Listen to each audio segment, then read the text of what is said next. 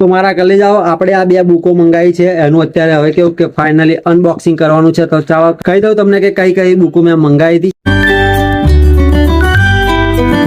કેમ છો મારા કલેજાઓ? આજના એક નવા બ્લોગમાં તમારું બધાનું સ્વાગત છે. આજે મિશન પોલીસનો છે 23મો દિવસ અને આજે મારા કલેજાઓ 15મી ઓગસ્ટ એટલે કે સ્વતંત્રતા દિવસ છે. અને મિત્રો આઝાદીના 79 એટલે કે 79 વર્ષ થઈ ગયા અને આજે મારા કલેજાઓ 80મો સ્વતંત્રતા દિવસ છે. તો તમને સ્વતંત્રતા દિવસની હાર્દિક શુભકામનાઓ. તો મિત્રો અત્યારે હું આવી ગયો છું ધાબા ઉપર ને અત્યારે આપણે કરવાની છે એક્સરસાઇઝ, કસરત અને યોગ. તો ચાલો મારા કલેજાઓ કરી લઈએ.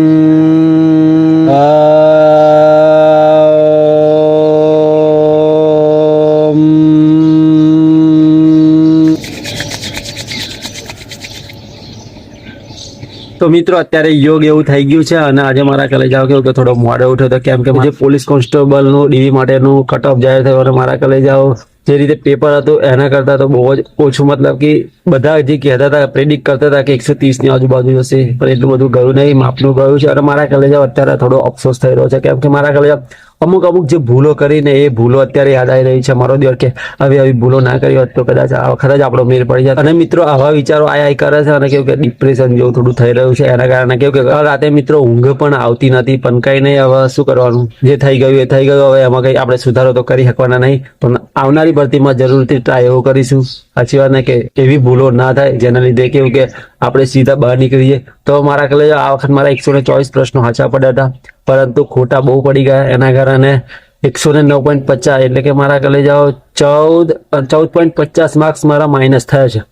એટલે 57 પ્રશ્નો જેટલા કંઈક ખોટા પડ્યા છે. બોલો, પણ શું કરવાનું, હવે કંઈ નહીં, એ થવાનું તો થયું છે. હવે આપણી જોડે હવે મહેનત કરવાનો રસ્તો રહ્યો છે તો મહેનત કરવાની છે. તો હાલો. તો મિત્રો અત્યારે કોફી અને વઘારેલા મમરા ખાવાના છે. મારો દિવસ ચણા પલાળીને રહી જાય છે. તો મિત્રો અત્યારે 7:30 થયા છે અને અત્યારે હવે આપણે કેવું કે વિડીયો એડિટિંગ કરવાની છે કેમ કે અડધો કલાક પછી થોડું કામ છે એટલે વિડીયો એડિટિંગ કરાય. અત્યારે મારા કલેજાઓ વંચાય તો નહીં, સાચી વાત ને? ચાલો.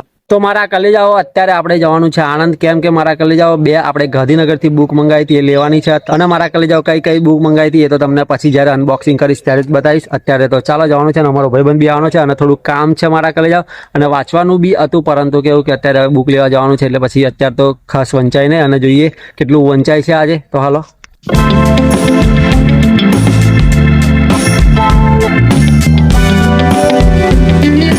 તો મિત્રો અત્યારે આપણે આવી ગયા છે તિરુપતિ કુરિયર. તો મિત્રો ફાઇનલી આપણે બે બુક લઈ લીધી છે. તો મિત્રો ફાઇનલી આપણે અત્યારે કુરિયર લઈ લીધું છે. તો ચાલો બીજું કામ છે એ પતાવી દઈએ. તો મિત્રો અત્યારે 11:30 થઈ ગયા છે અને અત્યારે હું ઘેર આવી ગયો છું. અત્યારે આપણે હવે અંગ્રેજી વ્યાકરણનો લેક્ચર જોવાનો છે અને મારા કલેજાઓ જે બુકો લાવ્યા છે એની અનબોક્સિંગ આપણે બપોરમાં કરીશું. અત્યારે થોડું વાંચવાનું છે તો વાંચી લઈએ. ચાલો. તો મિત્રો અત્યારે અંગ્રેજી વ્યાકરણનો લેક્ચર જોઈ લીધો છે અને ટીલ અનટીલ પછી ક્રિયાપદનું મૂળ રૂપ કે યસ વાળું રૂપ એ પછી લખ્યું છે. પછી જો કર્તાને રોજિંદી ક્રિયા કરતો દર્શાવવો હોય તો સમયદર્શક શબ્દ ફરજિયાત આપેલો હોય એમ જે મારા કલેજાઓ પછી ઘણું બધું જે લખવા જેવું એવું લખી દીધું છે. તો હાલો. તો મારા કલેજાઓ આપણે આ બે બુકો મંગાવી છે એનું અત્યારે હવે કેવું કે ફાઇનલી અનબોક્સિંગ કરવાનું છે. તો ચાલો કહી દઉં તમને કે કઈ બુકો મેં મંગાવી હતી. તો પેલા કઈ બુક છે? આ છે મારા કલેજાઓ પેકિંગ તોડીએ. કે ભાઈ સાહેબ પેકિંગ ઉપર પેકિંગ છે. કેટલો પેકિંગ આવડ્યું હશે?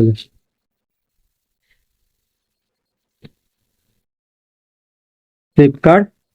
ઓ ભાઈ સાહેબ મેં એમેઝોન થી મંગાવ્યું, ફ્લિપકાર્ટમાં કેમ આવે યાર?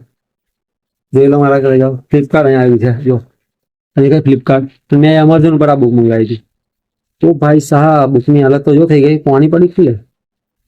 તો મારા ઘરે જાઓ આપણે NCERT ની બુક મંગાવી હતી જે કેવું કે સાંસ્કૃતિક વારસો, ઇતિહાસ અને ભૂગોળની છે. એ મારા ઘરે જાઓ બુક મંગાવી હતી કેમ કે હવે આપણે જે PYQ પ્રશ્નો કરવાના છે કેમ કે આપણા જે 50 માર્ક્સ આવે છે એમાંથી જ મારા કલેજાઓ ઘણા બધા પ્રશ્નો ખોટા પડ્યા હતા. જે 50 માર્ક્સમાં હવે મોર આપણા ના બોલવા જોઈએ, સાચી વાત ને?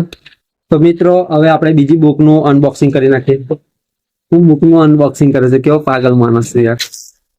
ઓહો ભાઈ સાહેબ તો પેકિંગનું પેકિંગ નથી, મતલબ કે નીકળી ગઈ. હા તો મારા કલેજાઓ મેં ગુજરાતી અને ઇંગ્લિશની જે કેવું કે લેખિત પરીક્ષા આવે છે PSI ની, એના માટેની આ બુક છે એ મંગાવી છે. કેમ કે મારા કલે જાવ આપણને ખબર હોવું જોઈએ કે પત્ર લેખન, અહેવાલ લેખન, પછી કેવું કે નિબંધ, પછી અંગ્રેજીમાં મારા કલે જાવ 30 માર્ક્સનું આવે છે, જે પેપર 2 આવે છે ને એના માટે આ બુક મંગાવી છે સ્પેશિયલી. સાચી વાત ને? કેમ કે મારા કલે જાવ હવે આપણે ટાર્ગેટ એવું છે કે PSI ની એક્ઝામ ક્રેક કરીએ. સાચી વાત ને? કેમ કે આપણે ગ્રેજ્યુએશન કરેલું છે ને આપણે તૈયારી બી કરેલી છે ને અત્યારે આપણી જોડે બહુ બધો સમય છે, પછી તૈયારી એકવાર કરાય. સાચી વાત ને? તો એટલા માટે આ બુક મંગાવી છે અને આ બુકમાંથી મારા કલે જાવ આપણે જે છેલ્લા 100 માર્ક્સનું છે એમની કેવું કે જોવાનું છે સ્ટ્રક્ચર ને એ બધું, કે કઈ કઈ રીતે લખવાનું, કેવા કેવા ટોપિક આવે છે એ બધું આમાં લગભગ આપેલું છે. આનું રિવ્યુ વિડીયો બી હું લાવીશ મારા કલે જાવ. આ જે બુકો છે આ કેવું કે સેકન્ડ એડિશન છે 2026નું, અને મારા કલે જાવ આની કેવું કે હું 2 બુકોનું કેવું કે રિવ્યુ વિડીયો લાવીશ, એ તમે મારી ચેનલ ઉપર આવી જશે, જોઈ લેજો.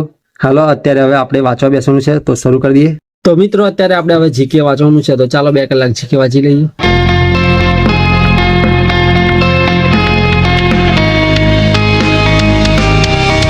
તો મિત્રો અત્યારે જીકેમાં અનુમૈત્રક કાળ, પછી ગુર્જર પ્રતિહાર વંશ, પછી મારા કલે જાઓ રાષ્ટ્રકૂટ રાજ્ય, પછી ચાવડા વંશ, પછી સોલંકી વંશ, આ બધું મારા કલે જાઓ અત્યારે આપણે વાંચ્યું છે.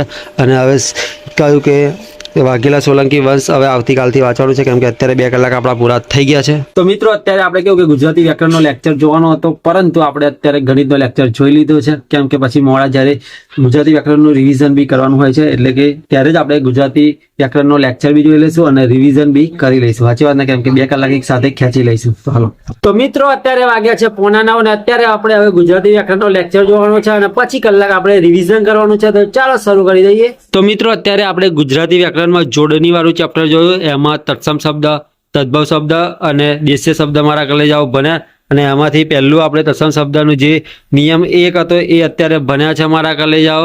જેમાં કેવું કે પ્રતિ, અતિ, અધિ, બહિર, વિ, ની, નીર, અનુ, ઉપ, સુ, તો આ બધા શબ્દો મારા કલે જાવ અત્યારે ભણ્યા. અને નિયમ 2 હવે આવતીકાલે ભણવાનો છે, કેમ કે કલાક પૂરો થઈ ગયો છે. અને મારા કલે જાવ આ શબ્દોનો ઉપયોગ કઈ રીતે કરવો એનું આ સમજાવ્યું છે, એટલે ખાસ તમે બી ના કર્યું હોય તો કરી લેજો. કેમ કે પોલીસ કોન્સ્ટેબલની જે 2025ની એક્ઝામ હતી એમાં જોડણી વાળા પ્રશ્નો પૂછાયા હતા, ત્યારે બધાના મોર બોલી ગયા હતા. સાચી વાત ના? તો મારા કલે જાવ અત્યારે આપણે રિવિઝન કરવાનું છે, પણ રિવિઝનમાં અત્યારે આપણે ઇંગ્લિશના વર્બ જોવાના છે, કેમ કે વર્બ બહુ ઇમ્પોર્ટન્ટ છે. અને જ્યારે બી વાક્ય રચના બનાવીએ ત્યારે મારા કલે જાવ ઘણા બધા જે વર્બ હોય એ આપણને ખબર હોવા જોઈએ. બાકી સબ્જેક્ટ ઓબ્જેક્ટ તો આપણને ખબર પડી જાય, પરંતુ જે વર્બ હોય, ધારો કે વર્બનું પહેલું રૂપ, વર્બનું બીજું રૂપ, વર્બનું વિયાસ રૂપ, એ બધું મારા કલે જાવ ખબર હોવી બહુ જરૂરી છે. તો એ અત્યારે લેક્ચર જોવાનો છે. તો ચાલો યુટ્યુબ પર સર્ચ મારી ખોરી અને પછી વાંચ. તો મિત્રો આજે છે 15 તારીખ અને હેબિટ ટ્રેકર પ્રમાણે બધી જ વસ્તુ થઈ ગઈ છે. માત્ર કેવું કે આપણે રીલ એકલી જ નહીં ભણી. તો આઈ હોપ મારા કલે જાવ આજનો બ્લોગ ગમ્યો છે તો લાઈક, શેર અને સબસ્ક્રાઇબ કરી નાખજો. એક નવા બ્લોગમાં મળીશું. ટેક કેર, બાય બાય, જય હિન્દ, જય Bharat. Big thank you for being here. बहुत बहुत धन्यवाद.